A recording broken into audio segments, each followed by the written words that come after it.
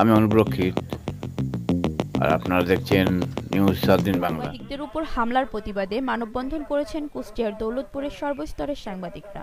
সোমবার বেলা 11:30টায় দৌলতপুর থানার সামনে এই মানববন্ধনে সভাপতিত্ব করেন দৌলতপুর প্রেস ক্লাব ডিপিসি সভাপতি আব্দুল আলিম সাচ্চু।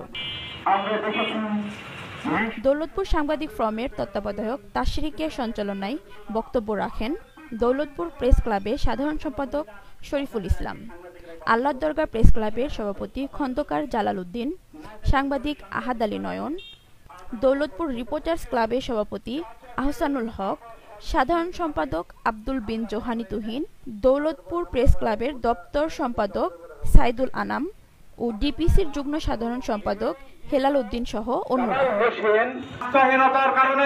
বক্তারা সাংবাদিকদের উপর হামলাকারী, সন্ত্রাসী ও হামলা মামলার আসামিদের দ্রুত গ্রেফতার করে আইনের আওতায় আনার দাবি জানান।